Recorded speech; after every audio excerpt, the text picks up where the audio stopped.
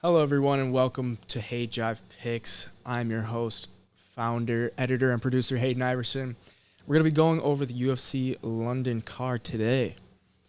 I apologize, but it is Thursday, July 21st. The fights are Saturday, July 23rd. Normally, I will be getting these predictions out to you sooner, but I just started today, and I would love to get my predictions out to you guys because this is a very nice card, and I think there are a lot of holes that we can capitalize on. So let's get right into it. The first fight, main event, we'll go for the main event down. Blaydes versus Aspinall. Blaydes, this is his first time being an underdog. He's sitting at plus 120 right now. First time in his UFC career that he's an underdog. He, very good wrestler. His striking's improved a lot. In his last fight, knocked out Chris Daukaus, which was very impressive. Didn't even attempt a takedown in that fight. He's got great cardio. Unfortunately for him, he's going to be making the long trip over from the U.S. over to London. So that's a disadvantage. He's going to be traveling multiple time zones. But nonetheless, he always has good cardio, and very in shape, can go 5 rounds. As for Aspinall, a very good athlete. I am very high on Aspinall. I think he's the truth. He's dangerous literally everywhere that we've seen, at least in the UFC. His fight time is very short. He's actually got the record for the least amount of fight time in his first 5 wins in the UFC. So we don't really know where his cardio stands as far as that goes. He's going to have the hometown advantage being in London. I think his movement on the feet is up there with Cyril Gane. I really think even like his head movement and just overall, I mean, he's sparring partners with Tyson Fury. Overall, I think his striking is much better than Curtis Blaydes at this point. Although I said before, Blaydes has improved a lot. Aspinall really loves to utilize his offensive wrestling as well. I think he mixes it in very well. He'll play with you on the feet. He's very good in the clinch as well. I think overall Aspinall will get the win. I think he should edge this one out. He's going to have a 2-inch reach disadvantage over Curtis Blaydes. I think if Aspinall does win, he gets it done early. So if the fight goes on, I would be maybe looking to live bet Curtis Blaydes. Let's say he loses the first or the second or both. Maybe if you get a good plus money ticket on him live, that could be a move to make. Me personally, I put 5 units on Tom Aspinall about 3 weeks ago at minus 110, so pick 'em odds. I just put down 2 units on him to finish it inside the distance, and then I have 1 unit on him to finish it in the first, second, or third round. So that covers me for that. I think I just don't see anywhere that Curtis Blaydes wins this fight unless he's laying on top of him the entire fight for 25 minutes. I don't think he's going to do that. I think Aspinall's much quicker. Even on the ground, he's very good at scrambling. And really, in most of his fights, nobody really wants to be on the ground with him. If you look at the Volkov fight, Volkov had him in top position and kind of just stood up and got back to the feet with him. Curtis Blaydes really hasn't fought anyone with the jiu-jitsu that Tom Aspinall has. So I think he might be a little bit hesitant to take him down like that. And if he strikes with him, I think Tom Aspinall's just going to piece him up, being the faster. And he's got great power. So give me Tom Aspinall. I'm going to lock that in. We'll go on to the next fight. Jack Hermansen and Chris Curtis. Chris Curtis stepping in on short notice, to fill in for Darren Till. The action man, he's on an 8-fight win streak, 3-0 in the UFC. Just fought about a month ago against Rodolfo Vieira. He stuffed like 20-some takedowns in that fight. Kept it on the feet. Rodolfo's not really the greatest at getting the fight to the floor, but once it is on the floor, everyone knows he's one of the best jiu-jitsu guys out there. So for Chris Curtis to keep it on the feet in that fight was pretty impressive. Also, Chris Curtis hasn't been subbed in 11 years. That was against Tom Galicchio back in 2011.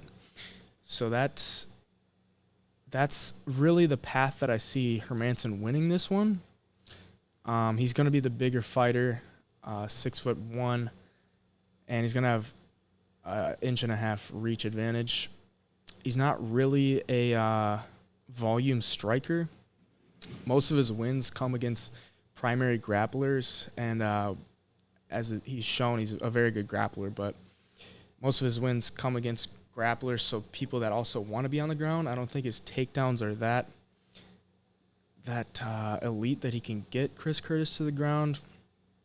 As I stated, he was scheduled against Darren Till, so Darren Till is obviously a striker.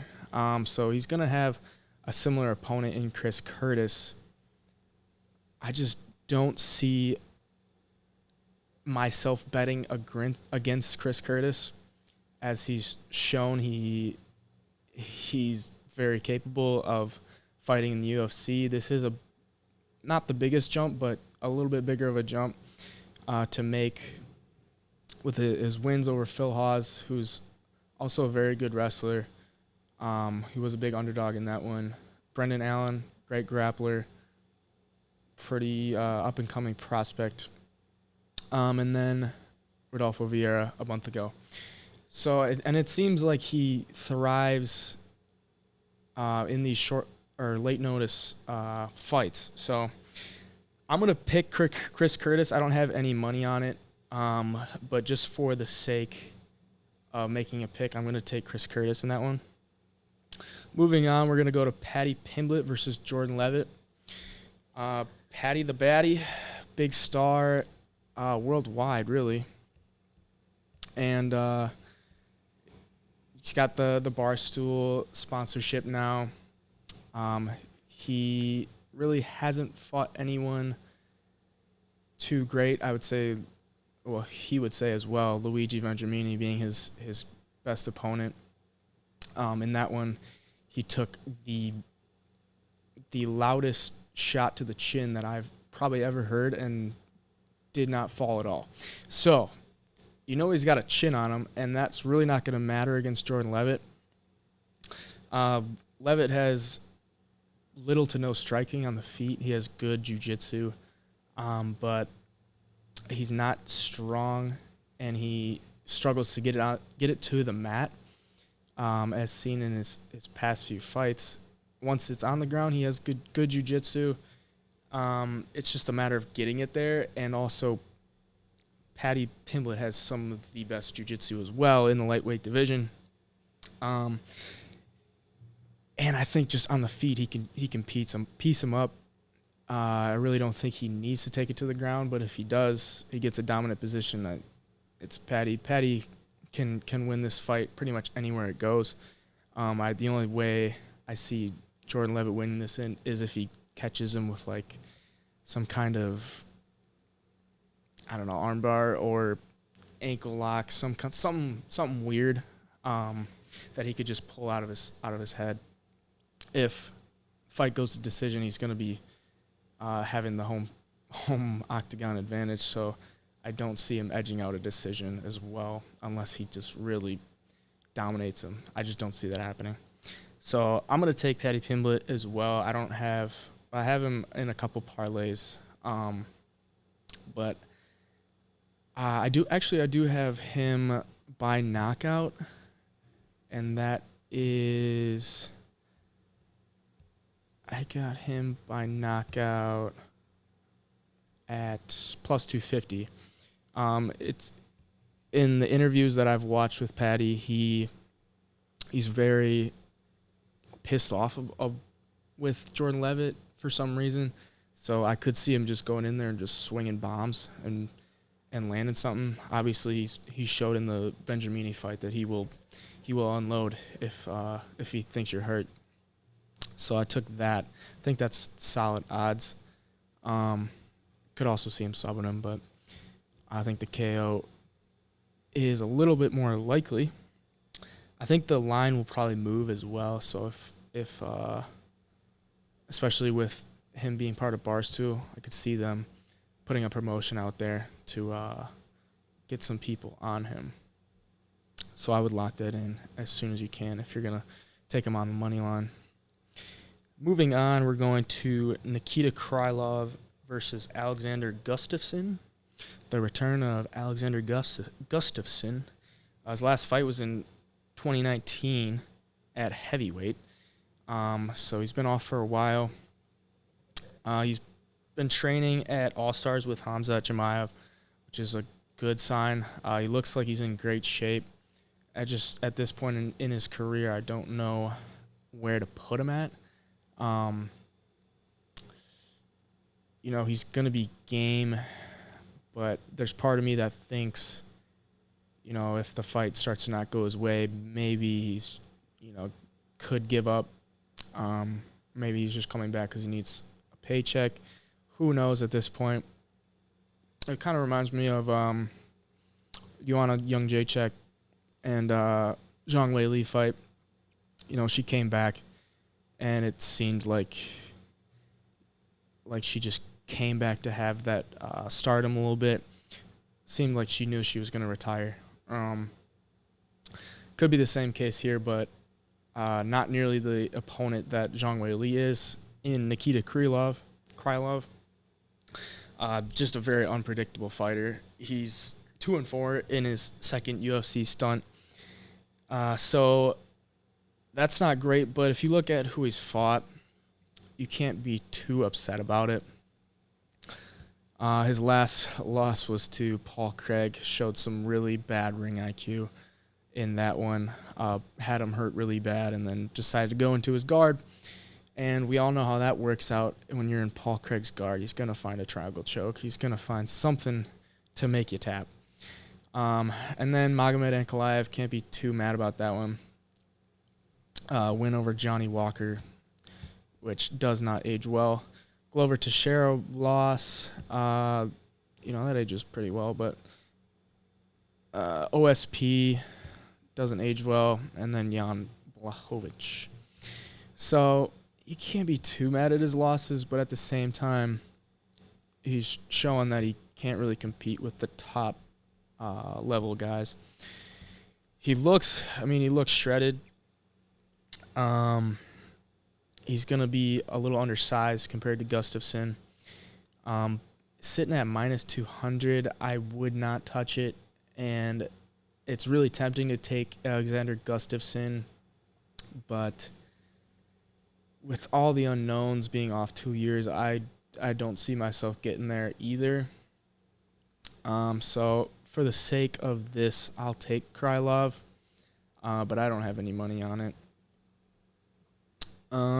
Moving on, we're going to look at Molly McCann versus Hannah Goldy. And this is an interesting one because Molly McCann is coming off the big spinning elbow knockout that set the internet on fire and got her also a sponsorship with Barstool. Very marketable fighter in Molly McCann. She fought Luana Carolina last time, which I think she's taking a step down here with Hannah Goldy. So I think UFC's kind of giving her a layup. McCann has great cardio, and she really pushes the pace. A lot of volume.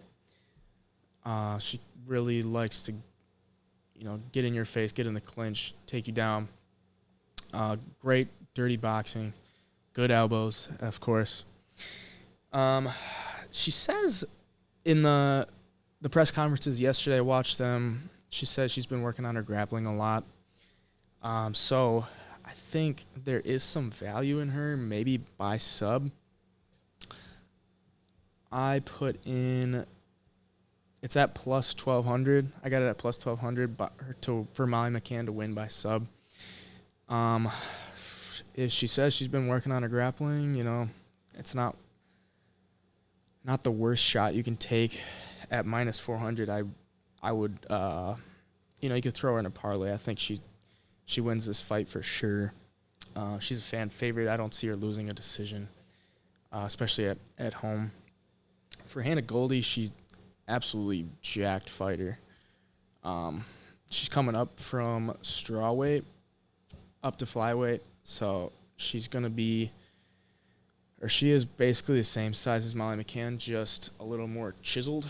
So they'll be about the same size, which is different for Molly McCann. She's used to fighting bigger fighters, so just another advantage for Molly McCann. She's also on the OnlyFans grind as well, so it hasn't been looking too good for the OnlyFans fighters in the UFC. As of recent, most of them have lost. So that does kind of question their focus on the fight and stuff. So I'm going to go with Molly McCann, but I'm not going to have too much of an investment at minus 400. It's just a little bit too big of a price tag. Maybe add her to some parlays if that's your move. Moving on, we're going to look at Paul Craig versus Volkan Oezdemir. Paul Craig's on a bit of a run right now. He's won 5 in a row, and it just seems like he's pulling off some magic, really. Like in his last fight, getting the shit beaten out of him by Nikita Krylov, and somehow throws the triangle up and gets him to tap in the first round. Jamal Hill, that was a big win over Jamal Hill. Go back and watch that one, just a nasty fight. Jamal Hill gets his arm snapped, and the ref just doesn't want to call it. So another good fight, another good win for Paul Craig. At plus 135, it just feels like you have to throw something on it. I know I have him by sub at plus 250, which isn't that rich really. But if he wins, he's gonna win by sub. Although, you could get the Jamal Hill situation where he snaps his arm and then wins by KO, TKO. But at plus 250, I put a unit on it. I don't think Oezdemir's on the greatest path right now. He's lost 5 of his last 7. So he's on a bit of a downslope, although he's only 32. Was a very good kickboxer. Same for him. I mean, the people he's lost to, you can't be too mad about it. But Paul Craig's 3-0 in London, man. I'm not. You can't keep doubting the kid. You gotta roll with Paul Craig. I think he's just on a mission. If you listen to him, you watch him, it looks like he's really determined, and that doesn't always work out. But Paul Craig, man, Paul Craig. So I'm gonna take Paul Craig, the underdog. Is that the first dog? I think that's the first dog. Yep, first dog I took right there. Paul Craig, plus 135 over Volkan Oezdemir. Next fight, Mason Jones versus Levitt Klein. Mason Jones, I think he has a lot of promise in the lightweight division. A pretty big 155er. He has great wrestling. He really pushes a pace. He is taking this fight on short notice.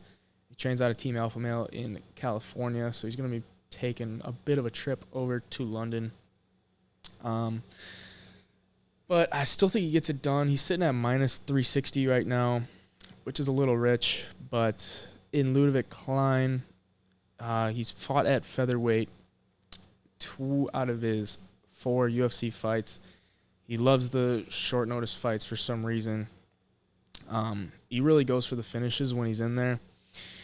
I think he's finished 16 of his 18 wins. So he's going to go in there and scrap. Same with Mason Jones. I think this really could be a possible fight of the night. It is the featured prelim on the prelim card. He was scheduled to fight Ignacio Bahamondes in next week's fight, UFC 277 in Dallas, but Bahamondes had some visa issues, so they moved him up 1 week to fight Mason Jones in London. So a little bit of a different fighter in Mason Jones than Bahamondes is. Bahamondes tall striker. Mason Jones also a very good striker, but really likes to get on top of you and in your face, go for takedowns and such. So I'm going to go for Mason Jones. I don't have him in any straight. Actually, no, I do. In in my book, it allows you to take fight winner by finish only, and they had Mason Jones at plus 275, which I thought was very interesting. Maybe that was like a mistake or something, but Mason Jones is 11-1. Never been finished. He's finished 7 of his 11 wins. So I think at plus 275, you got to take that. Plus 275, fight winner by finish only. So if the fight goes to decision, I just get my money back. If Mason Jones wins, then I get my payout of plus 275. If he gets finished, then I lose my money. So I thought that was really good value. I'm going to take that. I will have Jones in some parlays as well. Really high on him for this week. So I'll take Jones in that one. Moving on, we got Mark Jacasey versus Damir Hadzovic. At minus 360, Mark Jacasey is the favorite. Damir Hadzovic at plus 280. Damir Hadzovic, super ripped dude. I think he was a bodybuilder before he started training. He's a much older fighter. I think he's sort of on his way out of the UFC at least. He's very limited in the grappling, and in Mark Jacasey's last fight, that's about all he did against Vyacheslav Borshev. He really wrestled the entire time. Didn't really go for much ground and pound. Really just wanted to hold him on the ground and secure the win that way. I think if he does that again in this fight, it'll be super boring, but it will definitely get the job done. If he elects to look for a more exciting fight, that's when things could get a little more dicey. And if I'm sitting with a minus 360 ticket, I would be puckering a little bit because Damir has some really good power. But Mark Jacasey has a really good chin as well. And younger, more active fighter, I'm going to take Mark Jacasey for the sake of it. We'll throw him in some parlays as well. There's a lot of chalk on this card, and, for the most part, I see a lot of these fighters as rightful favorites, maybe a little rich, but, I don't mind throwing 3 or 4 of them into a parlay at around even odds and taking my chances there because they're at home. They are definitely the rightful favorites going up against opponents that I don't have a lot of faith in. So they're rich prices, but I think if you parlay them together, you can still find some value in that. Maybe look for some props, but I would be fine parlaying them together and getting some money there. Next fight, Nathaniel Wood versus Charles Rosa. Wood being the biggest favorite on the card at minus 575 right now. Charles Rosa plus 425. Nathaniel Wood is moving up in weight, so he was a bantamweight. This fight will be at featherweight. If you looked at his Instagram last weight cut, I think he was supposed to fight at UFC London back in March. His last weight cut looked a little rough. He looked really sunken in, veins popping out of everywhere that you could see. So he made the choice to move up to featherweight, which I think is a good move for the long run as well. I think he's 29, so he's got a good future. He's a really good striker.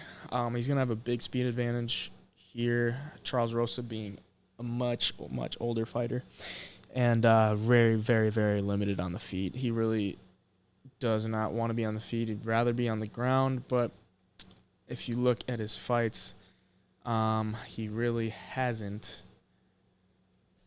been able to grapple with the good grapplers in the UFC. TJ Brown lost, Damon Jackson lost, Derek Minner lost, Bryce Mitchell lost. All are grapplers, mainly grapplers, good grapplers, lost to all of them.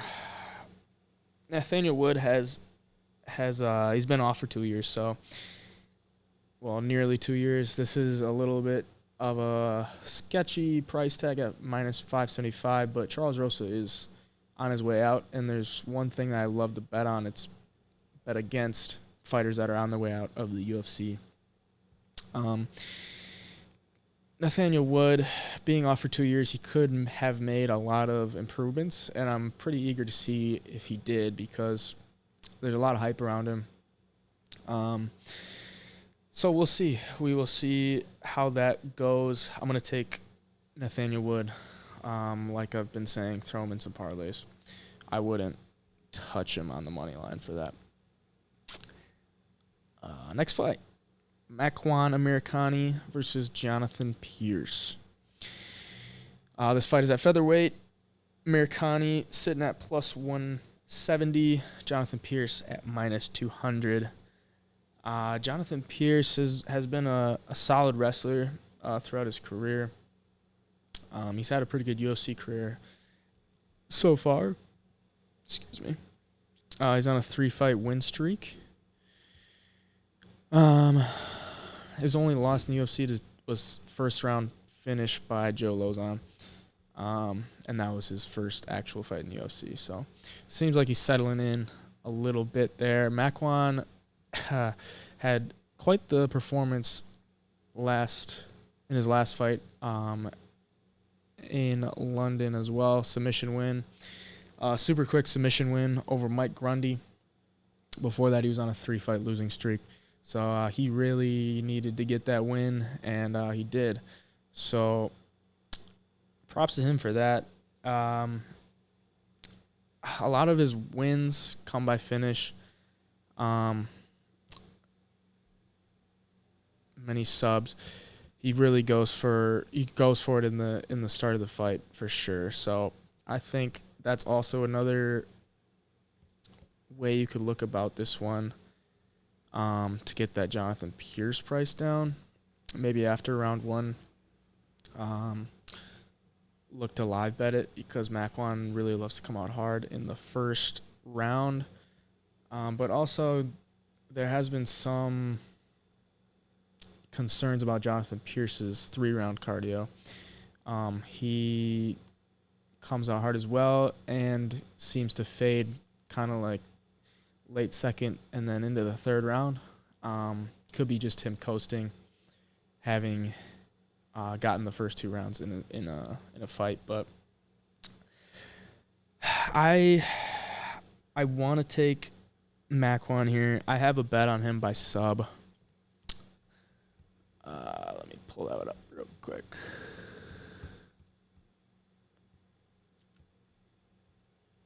Yeah, I have a bet on him by sub at plus 375. Not too bad there. I think if he does win, it's by sub. Otherwise, I think Jonathan Pierce can get 2 rounds. So I think that's some solid value at plus 375. If not, I would take Jonathan Pierce by decision. For the sake of this, I'm going to go with I'm gonna go with Jonathan Pierce. I don't actually no. No, I'm gonna go with the Finland. I'm gonna go with the underdog, McCann Americani. He's gonna have the home octagon advantage. He seemed really motivated last fight. I think getting that win, he can carry that momentum over into this fight. Jonathan Pierce is going to be making a long trip over to London. So I'll take McCann Akani. I won't put anything on the money line, but I do have the bet on him to win by submission. Next fight, one of the most talked about prospects, Muhammad Mokaev versus Charles Johnson. Mokaev, undefeated amateur and pro career, so he's never lost. Like I said, he's one of the best young prospects that we have seen in a while. People that talk about him just say that he's going to be a champ soon, eventually, but soon. He's got great cardio, great grappling. As for Charles Johnson, the LFA champ, he's never been finished. He trains at Tiger Muay Thai, so you don't know what he's on there as far as the juices go. Mokaev's sitting at minus 490, which is kind of unplayable, but he's the rightful favorite. Charles Johnson at plus 370. I will not be getting there myself at either of these prices.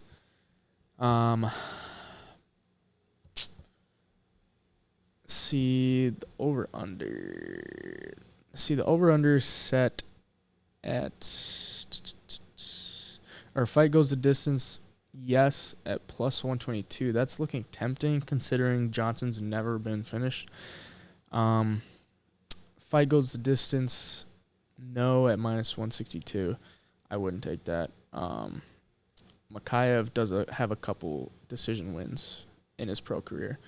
So could maybe get there for the fight to go the distance at plus 122. I doubt I will. But I will be taking Muhammad Mokaev here, but not going to get there. I'll throw him into parlays, though. Next fight, Jai Herbert versus Kyle Nelson. Kyle Nelson is going to be coming up from featherweight. He's had almost two years off as well. 1-3 in the UFC. Both guys are 1-3 in the UFC.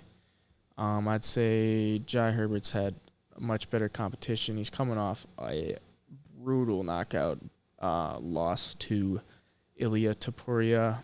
But the good side about that fight is he had Ilia Topuria rocked in the first round and very well could have finished him, which he was a very big underdog in that fight, but eventually did get clipped on the chin and out on his feet before he even hit the floor. That was back in March, so what was that, 4 months ago? Which is a little concerning. His only win is over Worthy, losses to Renato Moicano, which I can give you a pass on that one. Francisco Trinaldo, back in 2022. Sure, I can understand it.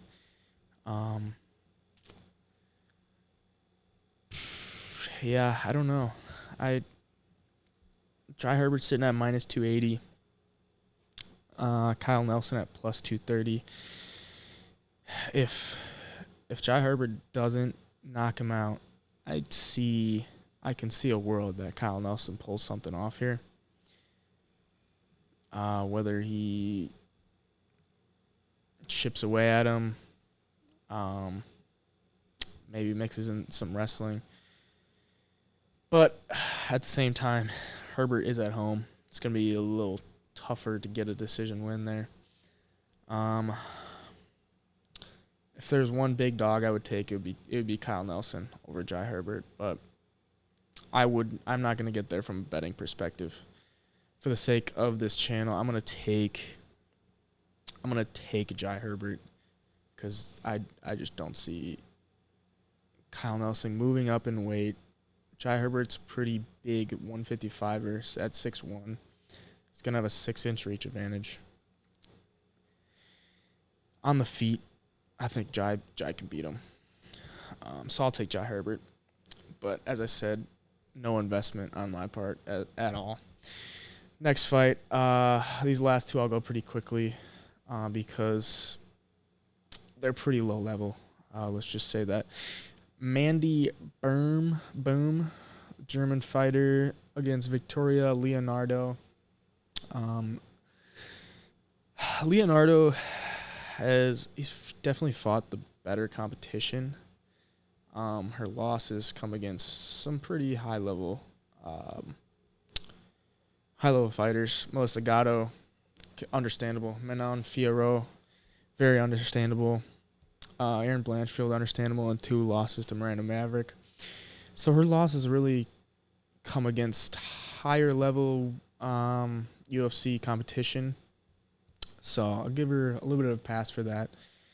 I think the only way she wins this fight is if she utilizes her wrestling, and part of me thinks that she will, because Mandy Boom, however the fuck you say it, coming off a loss to Ariane Lipski, her first fight in the UFC. She fought pretty much all bums on the regional scene. Even her fight in Bellator, she was going against a winless fighter. So really hasn't fought much competition, and the competition that she fought in the UFC, she lost to. Boom is sitting at -120. Leonardo at +100. It's dog or pass here. I'm not going to be investing in it at all. But if you're going to take a fighter, I'm going to take Victoria Leonardo. I think if she can push the wrestling, cage control, kind of just grind on her the entire fight, I think she'll edge out a decision for sure. So I'll take Victoria Leonardo in that one. Last fight on the card, Claudio Silva versus Nicholas Dalby. 2 of the old boys. Claudio Silva somehow got a win over Leon Edwards back in 2014. That's his claim to fame, I guess. With Leon Edwards getting the title shot next month. He hasn't had a win since 2019. Really good jiu-jitsu. He's never been finished. He's got 9 subs on his record. So if he's going to finish you some way, it's probably going to be on the ground. Coming off 2 losses. So he's 39 years old, 5'11". He'll probably gas out, really, after the first. Maybe he'll last through the second. But at some point, if the fight continues to go longer, he's going to gas out. Same for Dalby. Dalby's sitting at a -260 favorite right now. Claudio Silva at +210. Dalby's never been finished. 5'11" as well. He's going to have a 3-inch reach advantage. 6 KO wins, 4 subs. This is not a fight I'll be having any investment in because it's just so unpredictable. MMA in general is pretty unpredictable, but this one is just a little too many variables that I don't want to put my hard-earned money on. 37 years old. He's coming off a loss to Tim Means back in June of 2021. I'm going to pick Nicholas Dalby, but like I said, I'm not going to have any investment at all. I'm not even going to put him in any parlays. So I'll take Nicholas Dalby for the sake of the channel. So that is the last fight on the card. I'm going to go through some of the bets I have. So I have the Mason Jones one to fight winner by finish only. I have a parlay with Patty Pimblett, Molly McCann, Mason Jones, Nathaniel Wood, Muhammad Makayev, and Mark Jacasey. That's a 6-teamer. All pretty heavy favorites, but all fighters I think will get the job done. Paddy Pimblett by KO at plus 250. Molly McCann at plus 1200 by submission. The Aspinall in round 1, 2, or 3, and then Aspinall inside the distance. Paul Craig by submission. Makwan Murakami by submission at plus 375. I got in on the line on Paul Craig a little bit early, so I got plus 140 on the money line. So I took that a while back. And then I have Aspinall on the money line at minus 110. And that is it. So overall, I think this card is really going to deliver. I don't know if it'll deliver like the last one did. That'll be tough to top. But I'm really excited to see how Aspinall fares against Curtis Blaydes. Myself having a lot of investment in him. I think he's the truth, man. I just think he's so dangerous everywhere, and Blaydes is going to be. He has to be a little bit hesitant taking him to the ground, and of course standing on the feet with him. After that Derek Lewis knockout, when he got knocked out by Derek Lewis, I feel like he's a little bit hesitant to shoot on people. Didn't shoot at all against Dawkins. Got 3 takedowns against Rosenstrike. But he's a little bit, or not even a little bit, he's a much easier guy to take down, considering he's just not as fast, nearly as fast as Aspinall. Aspinall's they're gonna be in the bigger cage in the O2 arena. I think Aspinall gets it done. I'm excited to see how Gustafsson looks coming back. And really the whole main card is stacked. The whole main card is stacked. This could very easily be a pay-per-view card. If it were to have some kind of title fight at the top. But shit, I'll take the free main card. Very excited. Hopefully you guys can view this before the fights happen. Like I said, I'm filming this on Thursday, so I'll try to get it up by Friday. Let me know in the comments if you are tailing these picks, if you like what I've picked, if you don't like what I picked. Leave a thumbs up, please. If you could, go follow me on TikTok. I give a much more condensed description of my picks. I'll do the prelim card and the main card for all of them on there if you just want to look at those. But if you want to hear me out a little bit more, this is the platform to do it. So thank you guys for listening, and hopefully these fights turn out to be some bangers. So I'm excited. Hope you're all excited. See you guys next week.